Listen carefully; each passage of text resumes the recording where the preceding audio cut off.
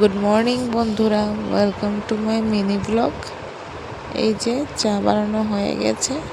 চা ব্রেকফাস্ট করে আমিও স্নান করে নিয়েছি, পুচকিকেও স্নান করিয়ে। এই যে রান্নার জন্য আয়োজন: করলা ভাজা, লতি, ফুলকপি আলু ভাজা, আর এখানে পটল আলু দিয়ে মাছ।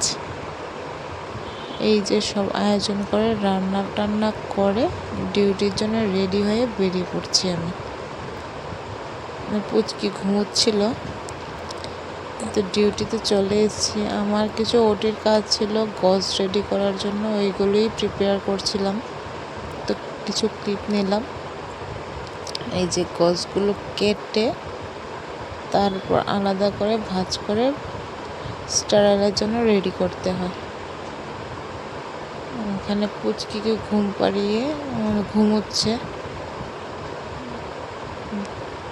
ঘুম থেকে উঠলে ওর পাপা এনে দিয়ে যাবে। কিছুক্ষণ আমি ডিউটিতে রাখতে পারি, ওইটা আমার স্যারের সাথে আগে থেকেই কথা হয়ে আছিল। এই যে গজ এইভাবে রেডি করছি, তারপর এইগুলোকে স্টারাইল করে ওটিতে ব্যবহার করব।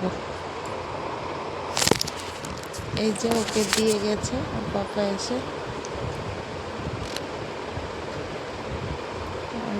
ও যা দুষ্টুমি করে, মানে সীমার বাইরে। এই যে আমরা একটু বেরিয়েছিলাম, কাছেই একটা প্রোগ্রাম ছিল, মেলা মতো হস্তশিল্পের, ওইটাতে এসেছিলাম।